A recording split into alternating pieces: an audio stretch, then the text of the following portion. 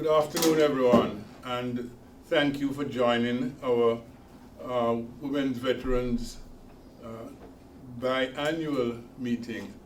Thanks very much for dialing in, and we have a very interesting, a very full agenda today. I'm Dr. Michael Richardson, and I'm the Chief of Staff here at Hines, and delighted to be able to welcome you. Delighted to be able to say that we still are expanding our veterans, the health that we give to our female veterans. And I want to say personally, to thank you for your service, first of all, but even as importantly, to thank you for choosing Hines so that we are allowed to deliver your health care.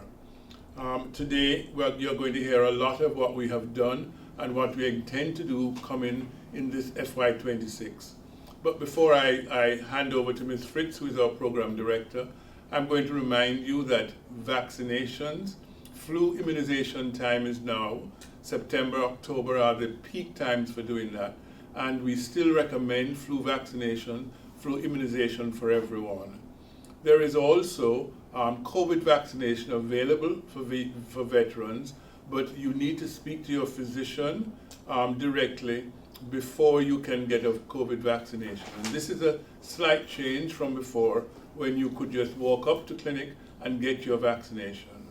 The COVID and the flu vaccination can be given at the same time if it is decided that you need COVID vaccination.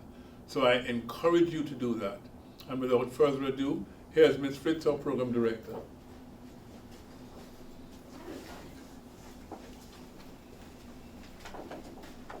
Good afternoon and welcome to Hines Women Veteran Town Hall. We have an exciting topics today to cover.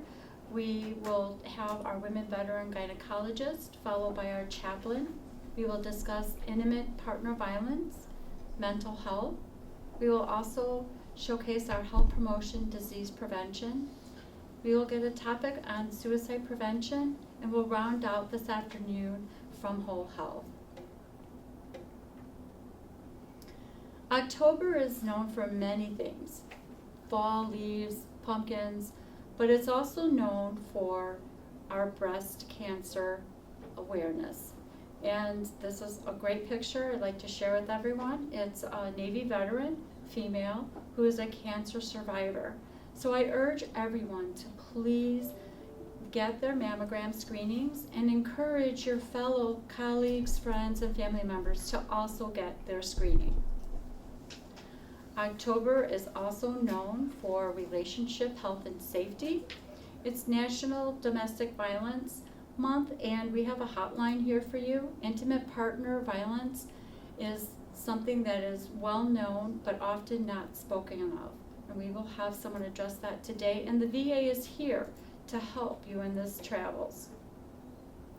Lastly, I'd like to point out that October is Pregnancy and Infant Loss Awareness Month. Oftentimes, pregnancy and infant loss is quietly kept, but the VA is here to help you, and Hines has special services. We have mental health designated for women, and we also have chaplain services. So please reach out and come to Hines. We are available for you. Next, we're going to have our gynecologist, and Dr. Laura Glazer is up next.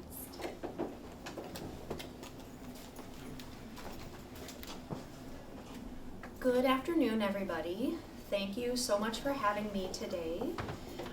My name is Laura Glasser. I am on staff as a gynecologist here at Hines, and I'm an assistant professor at Loyola University. I am passionate about caring for women with many gynecologic issues, in particular pelvic pain and endometriosis. We call endometriosis a silent struggle sometimes because it's a pretty common disease that can cause debilitating pain, but is often underdiagnosed, and there's a delay in diagnosis. So I was hoping we can all talk a little bit about what this is and how we can help our female veterans get the care that they need if they struggle with pain or endometriosis. I'm going to talk about what endometriosis is, how I diagnose it, how we can manage with medications, and then how we can manage with surgery and other modalities.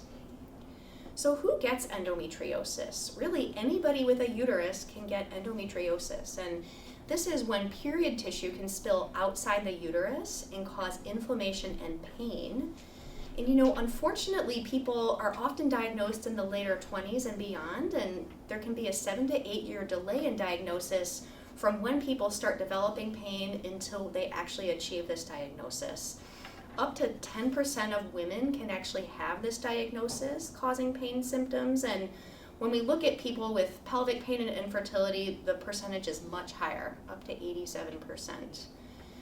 Nobody really knows exactly what causes this. There's probably something genetic. This can be inherited from family members.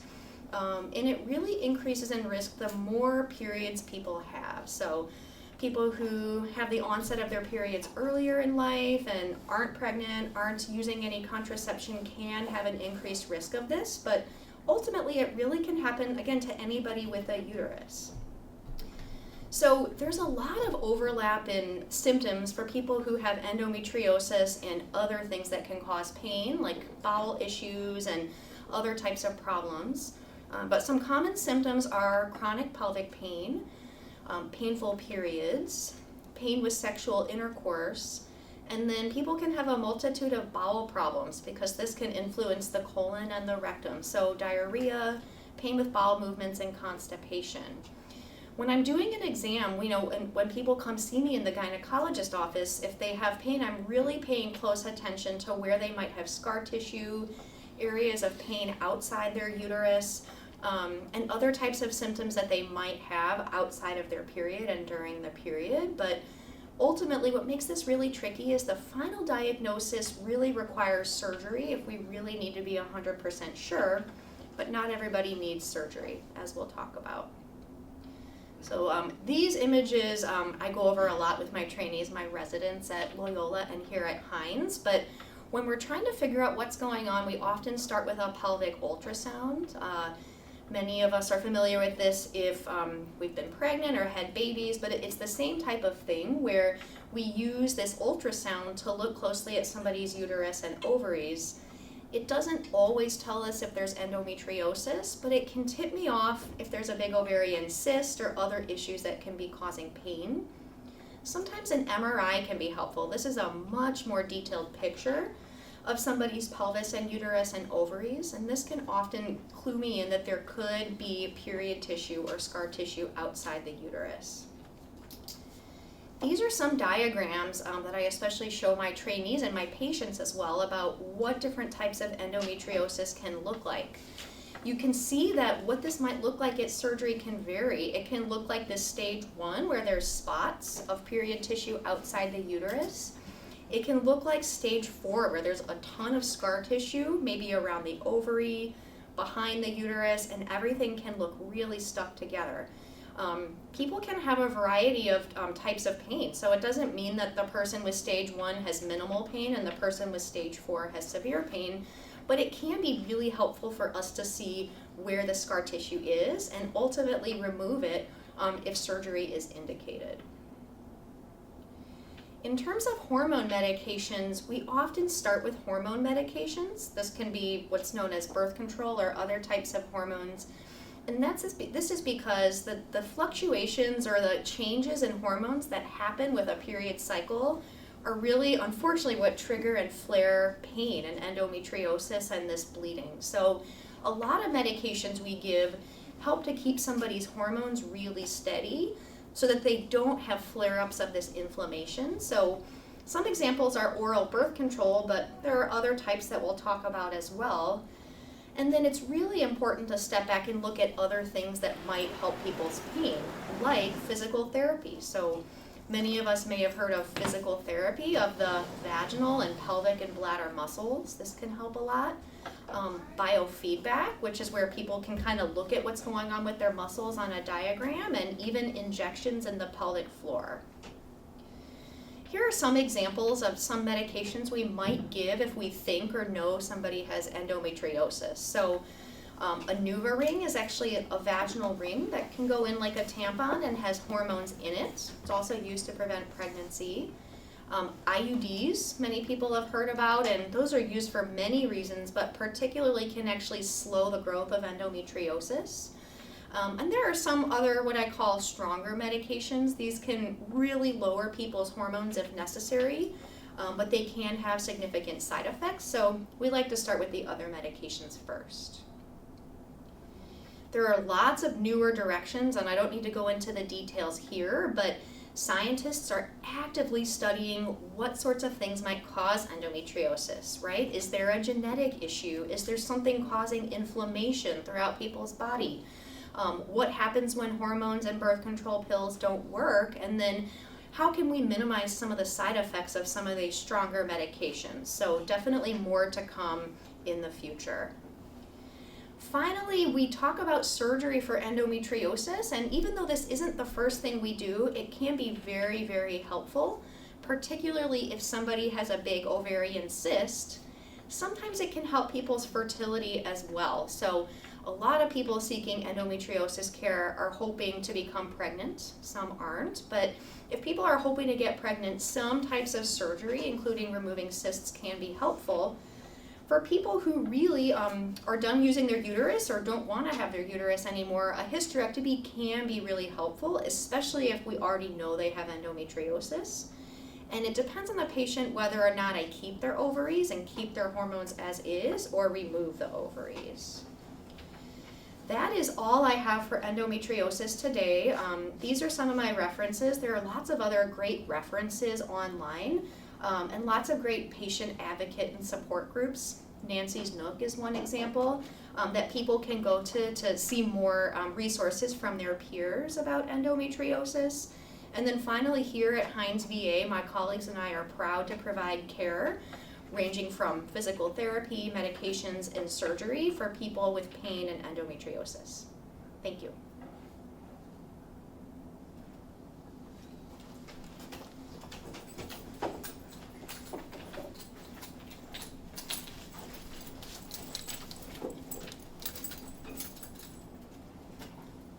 Good afternoon, everyone. It's my pleasure to be here, and it's a pleasure to meet each of you. I am Chaplain Patricia Clark Anderson, one of the 9 VA chaplains here at Hines. I just want to give you a little bit of background of what a chaplain is. A lot of people get us confused with pastors, reverends, ministers, but a chaplain, as a chaplain here at Hines, we have to have very, very high distinctive credentials. First of all, we all must have a master's in theology or a master's in divinity. We also must be board certified, take 2 years of internship at a hospital. And then before we become board certified, we also must have 2,000 hours of practice at a hospital. So that's how we get to be chaplains at Hines. So, moving on, VA chaplains, what is our symbolic meaning? The VA chaplain symbol represents the sacred mission of spiritual care with the Department of Veterans Affairs. The cross signifies faith, hope, and compassionate service to all veterans, regardless of their background, their ethnic, their race, none of that counts. We're here to service everyone. I am a Protestant chaplain. We have Protestant here at Hines. We also have Muslim, Jewish, and Catholic priests who are also chaplains. But we service everyone. We are here to service you no matter what, to walk beside you, not in the back of you, not in the front of you, but right beside you. The lamp of the knowledge embodies wisdom and enlightenment, guiding those seeking comfort and purpose. Rays of life symbolize God's present and healing power, extending to veterans, families, and staff. The surrounding circle reflects wholeness and the chaplain's holistic approach, the body, mind, and spirit. The gold and blue color denotes divine light, honor, peace, and faithfulness values that define the chaplain's ministry of care and commitment with the VA. The chaplains here at Hines, spiritual and emotional support. That's why we're here, to serve the veterans and also to serve the staff. Chaplains provide comfort and guidance to patients, family, and staff, addressing their emotional and spiritual needs. Religious services and counseling. We have services, which I'll talk about that a little later. We have a service, a Catholic service every day. It's a Catholic service at 12 o'clock. We have a Protestant service on Wednesday, and yours truly, that's where I am. So we have that on Wednesday, and then we also have a Muslim service on Friday. We also have other services on Sundays as well. The department cultivates respect and kindness, helping individuals face difficult moments during their hospital stay.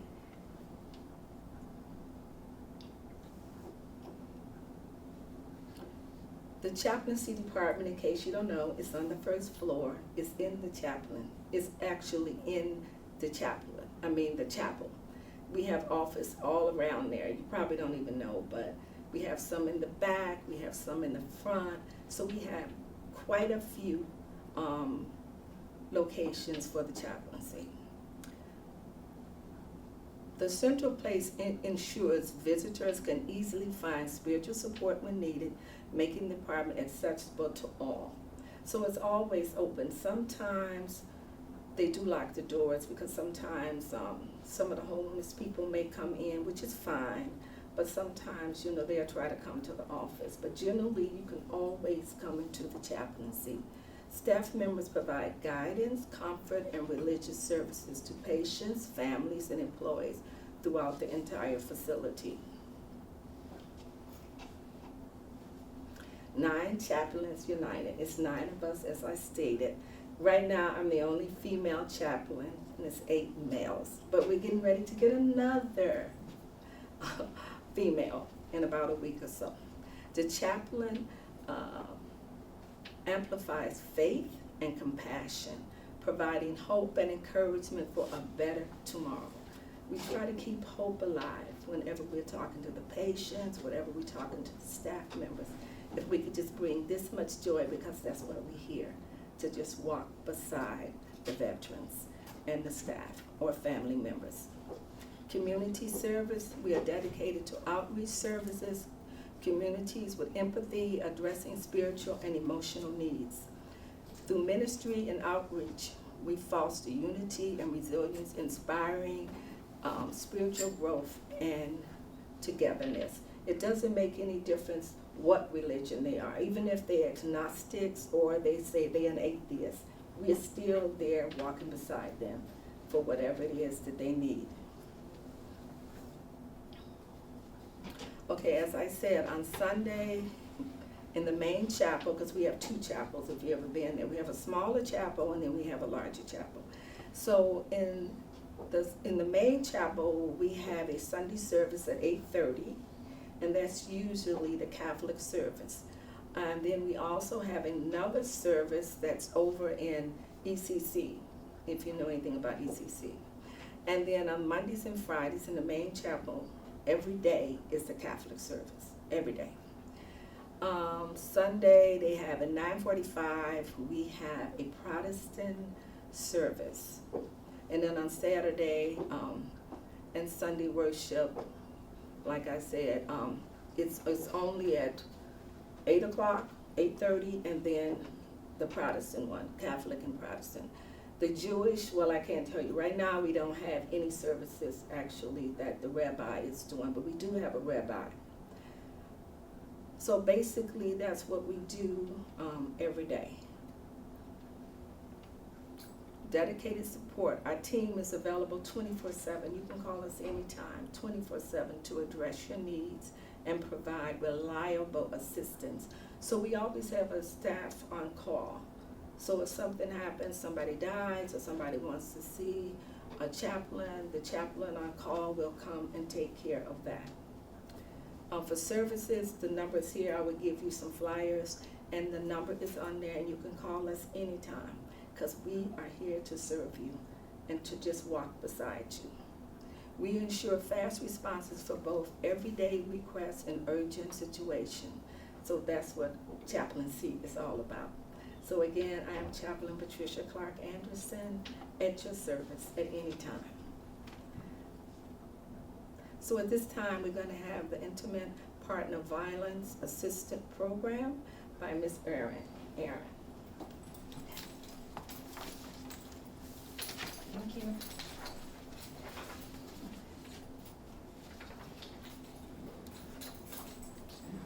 Good afternoon, women veterans. Thank you for tuning in. I'm Erin Hannerhan. I'm a licensed clinical social worker and also our Intimate Partner Violence Program Coordinator. Our IPVAP program provides comprehensive and supportive services to veterans that are experiencing or using intimate partner violence or domestic violence. The VA cares about veterans who are affected by domestic violence and intimate partner violence. Our VA recognizes that intimate partner violence and domestic violence is a public epidemic, preventable, but does again affect veterans. So October is Domestic Violence Awareness Month, and our VA theme is Building Relationship Health and Safety for Life. This aims to increase awareness of critical importance of healthy and safe relationships throughout a person's life. So as you see on the flyers here, there is a QR code that you can scan to get to our Intimate Partner Violence public-facing website, and you also have the website listed there. There's a wealth of information for veterans, for partners, and VA employees, and even the community. As I was mentioning with the IPVAP program, we provide comprehensive and supportive services to veterans, eligible partners and spouses, and again, VA employees who are impacted by domestic violence. So the services that we offer, again, are pretty comprehensive. We provide education and resources, education around healthy and unhealthy and unsafe relationships. We provide safety planning, screening and assessment, provide linkage to community resources and resources in the VA, and then we also offer 2 clinical interventions. One of the services that we offer is Strength at Home. So this is for veterans that are using anger, aggression, or violence in their relationship. And then we also offer RISE, which is an individual intervention for somebody who's experiencing intimate partner violence. So please know that the VA cares and there's help available. You can also talk to your provider. And also, we've learned from our veterans that they believe that it's important within our healthcare system to ask about relationship health and safety. This is to improve their physical, mental health, and overall well-being. So consistent with our VA IPVAP policy, we've begun screening, so our relationship health and safety screen, for all women veterans aged 47 and younger. And VA sees women 47 and younger as childbearing age.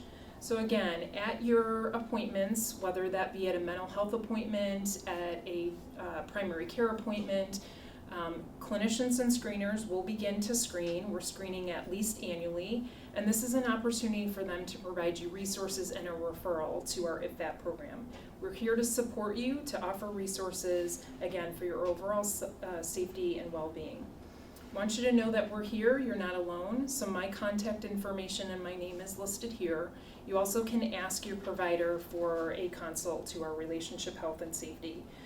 Again, October is Domestic Violence Awareness Month, so watch on our Hines social media for additional postings, and again, our access to our website. Thank you for your time today. Be well.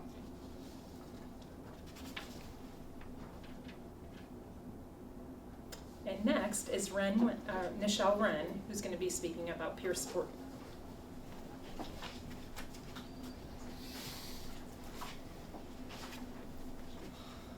Hello. So, judging by even some of the folks who are sharing this room with me, a lot of people may not necessarily be clear about what peer support even is. So I'm going to go into that. I'm going to go into how peer support can help you, and then I'm going to go into how to connect with peer support here at Hines. So peer support is actually a relatively new field within mental health. We've only had peer support here since about 2010, 2013, and peer support specialists either hold a degree in peer support or, in my case, have taken a course specifically tailored to the needs of the VA veterans. Every single peer at Hines is also going to be a military veteran. I spent 6 years in the Air Force, go Air Force. Peers have been in recovery for mental health and/or substance use conditions for at least 1 year. We do write in your charts and keep sessions confidential in the same way your psychologist or psychiatrist or social worker would. But we don't duplicate the services of any of those providers. Peers weave our own experiences into tools to support your mental health needs. In other words, you drive your treatment goals with peer support, and we walk with you to aid in the completion of those goals. In your treatment teams, so in teams with your psychiatrists, psychologists, and social workers, we act as a bridge between veteran patients and their providers, also leveraging our own experiences in the mental health care system to help your providers understand what it's like to be a person who lives with a mental health or substance use condition. Peer support specialists share tools, tips, and tricks that have served us well in our mental health journey so that others can learn from our experiences. For many people, there's a stigma against even seeking mental health care services, and especially among veterans. We go out in the community and go to community outreach events, veteran services organizations, and even out and among various VAs to destigmatize seeking mental health care. Because honestly, it took me 10 years to get the mental health care I needed because of the stigma that I had against seeking mental health services. Let's see. Oh well. There we go. So how can peer support help you, right? On a practical level, being diagnosed with a mental illness of any kind can leave you a little bit confused. You know, sometimes you don't even trust your own mind, your own thought processes, even your own thinking. You know, you have a lot of questions. Who or how can I tell people about my mental illness? You know, what can I do if my drinking is affecting my life even? You know, there's a lot of things you don't know. Peers advocate for those with mental illness. So we bring our unique lived experience to the perspectives of your mental health care treatment team and you. Sometimes veterans don't even know what they would like a peer to assist them with. And in that case, we can have a conversation with you to find out what aid you need in the mental health arena. So after your mental health intake, peer support can also be your first stop in the mental health care system. We can talk about what your experience with psychologists, psychiatrists, and social workers will be like. A lot of times people have anxiety over that sort of thing. You know, we're not these big fancy degreed folks. We are your peers. And that can go a long way in reducing the anxiety about seeking mental health help. Peers also, at the back end of your mental health care, transition folks who may not need mental health care services at that time out of the mental health care system while still maintaining their relationship and their social life in such a way that is positive and beneficial for their mental health. So peers can connect you with outside resources for socialization, and as well as volunteer work. I myself volunteer with an organization that does equine therapy, totally not through the VA. And so we engage veterans to be more active in their communities. And, you know, those peers that have had a substance use history as well, we work very closely with other veterans to walk alongside them in their, maintaining their sobriety. So how can you connect with peer support? First things first, you would need a mental health intake here at Hines to connect with Hines Peer Support. After that, you can either speak with your mental health intake person, or once you get connected with a psychiatrist or a psychologist, you can talk to them and see if peer support services might be correct for you. A peer specialist will call you then to set up an appointment after you've been referred to us. However, in certain circumstances, we can also talk to you about what going to see a psychologist or psychiatrist will be like before you see them. So we currently have peers embedded in multiple different programs at Hines. PACT, which is your general primary care provider. We also have peers in the alcohol treatment program. We also have peers in our mental health inpatient unit to advocate for the folks that are getting intensive mental health care treatment. We have peers in the residential substance use treatment program as well. And in our PRRC program, I am the peer for the women's mental health program. And we have several peers in the HUD-VASH and homelessness department as well.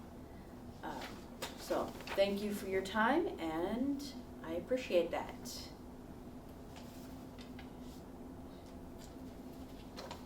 Next, we have Lori Luskery with Health Promotion and Disease Prevention.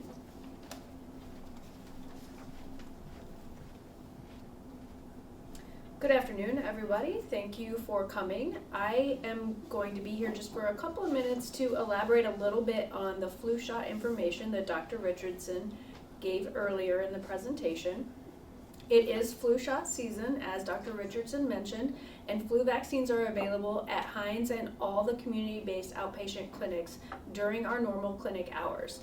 No appointment is necessary for these vaccinations. You can just walk into any of the locations at Hines or, again, the CBOCs. The vaccines are available in the women's health clinics, but also if you are in another area of the hospital and would like to get it in Building 1, Pact C, also Building 200, the GMC clinics on the 3rd and 10th floor, the medical subspecialty clinic on the 4th floor, and the women's health clinic again on the 12th floor. We also have a clinic available in the front lobby, so you don't even have to walk through the hospital, just come to the front lobby right near the Starbucks location, and you can get your flu shot there as well. In Building 228, we have the general medicine clinic on the 3rd floor where you can also get your vaccine if you're in that building. If you've already been to Hines for your appointment this month, or you came before we were offering the flu shots and you would like to get your flu shot in the community instead of coming to a clinic or to Hines, you can also go through the Community Care Network to get your vaccine in the community. And the website is up on the screen for you to locate a clinic, or a pharmacy, or a place to get your shot there. A couple of frequently asked questions that we usually get related to flu shots that we just want to address quickly. Flu vaccines are an important part of keeping you and those around you safe from severe illness. They can reduce the risk of getting ill and having serious health complications such as hospitalization and even death. You can also get your flu vaccine even if you have an egg allergy. And if you have any further questions or concerns about your vaccines, I'd like to refer you to 2 websites to get further information, prevention.va.gov or the veteranshealthlibrary.va.gov, or you can talk to your healthcare team as well. And lastly, just some general recommendations as we are entering the flu shot season. Don't forget to help stop the spread of illness and protect yourself and others from the flu. That includes covering your coughs and sneezes, cleaning your hands often, and when needed, do wear a mask to protect yourself and others from germs, and keep your distance. If you don't feel well, please stay at home if you can, and if you can't, avoid close contact with others as much as possible, and wear a mask if you can as well. Next up, we have Angela Chen from the Suicide Prevention Program.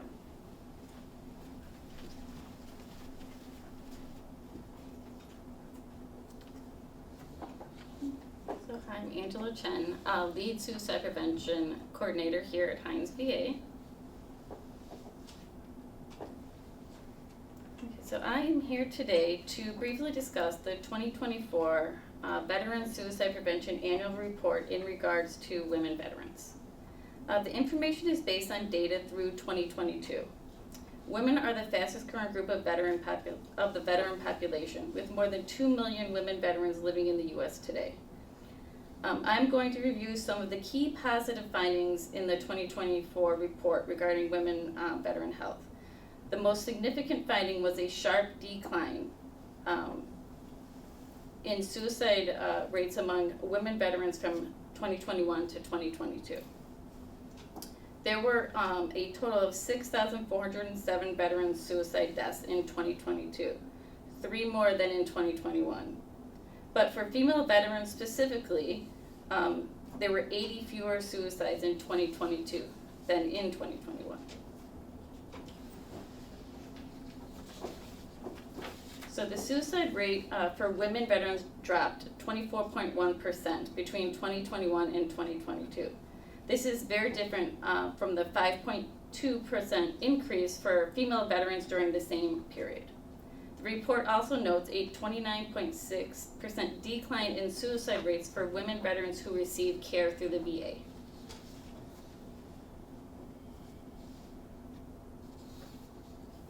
So among all veteran suicides in 2022, 73.5% involved firearms. This is an increase of 7.1% from 2021. But specifically for women veterans, suicide by firearms decreased in 2022. It was down to 45.4%.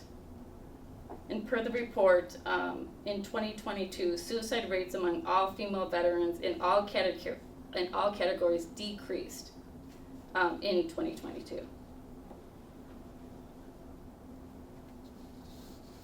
So some of the contributing suicide risk factors or elevated suicide risk for women veterans include a history of MST, PTSD, depression, anxiety, intimate partner violence, and relationship stress.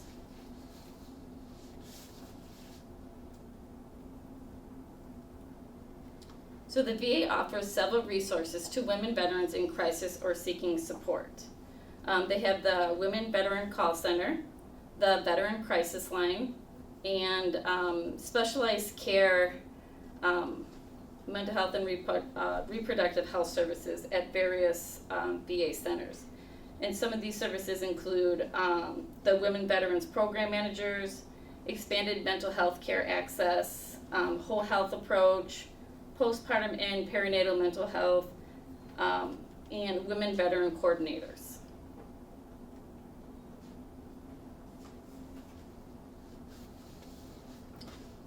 So the VA research program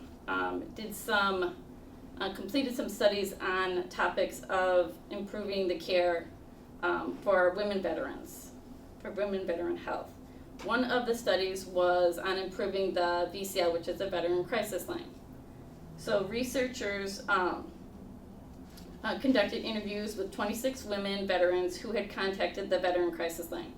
Participants noted barriers to VCL service use, including concerns about potential unwanted intervention, uncertainty about types of services VCL provides, and desire to be able to speak with a female VCL responder. Participants recommended providing opportunities for women and veterans to choose to speak with a female VCL responder, and providing more information about what to expect with a VCL call, including what might happen as a result of the call and the degree of confidentiality. These recommendations can be used to strengthen VCL services for women veterans. There was also a study on suicide prevention strategies.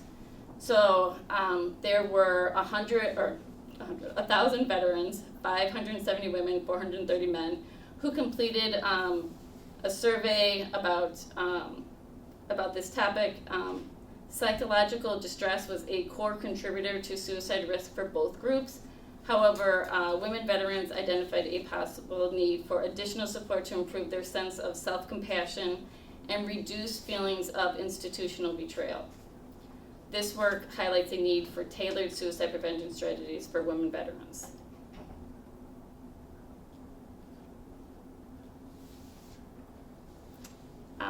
So this is the Hines Suicide Prevention Team. There are 6 of us.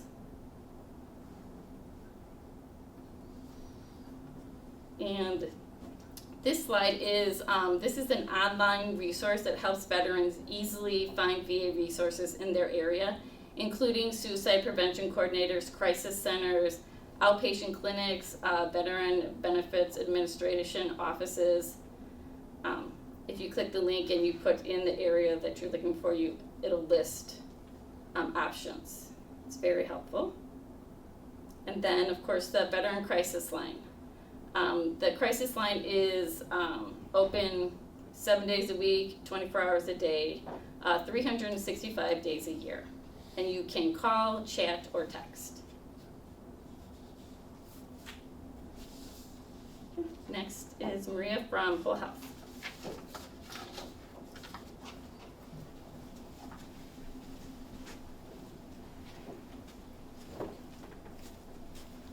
Good afternoon. My name is Maria.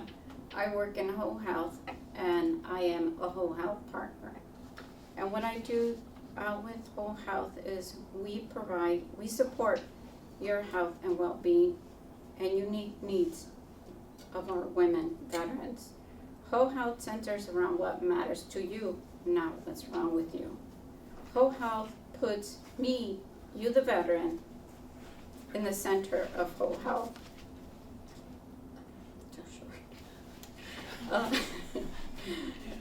You discover your mission, aspiration, and purpose, and what whole health and wellness mean to you. Whole Health empowers you to take charge of your health and wellness. Whole Health services include orientation, which covers 8 components of your health and wellness. So there's more to your health and wellness aside from, eating right, sleeping, and exercise. Taking charge of my life and health is a resource that we work with the veterans to set SMART goals. So that's specific, measurable, achievable, and time frame. A health coach, you will work with a health coach to support you to reach your health goals. We also provide nutrition counseling. You would be working with Whole Health's nutrition, which is Kelly Zimmerman. And to get started, call the Hines Whole Health number, 708-202-2929, or ask your Hines provider for a referral to Whole Health Pathway. Download the Live Whole Health mobile app. One of the cards that will be provided to you, as you can see on the lower right-hand corner, is Live Whole Health. This is something that you can share with your healthcare team and share what your mission, aspiration, and your purpose is. And when you come to your next appointment, share that with your healthcare team so they know what it is that is important to you. What matters to you will shape your plan and drive your choice of programming and clinical treatments. The road to better health and well-being starts with you. Thank you for your service and have a great rest of your day.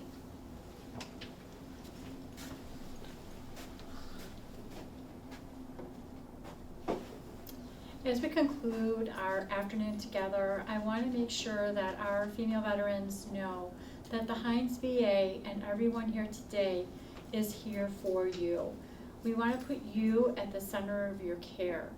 On the screen, you can see we have this wonderful YouTube channel for Hines and our female veterans. And you may also contact the women's program here at 708-202-5493.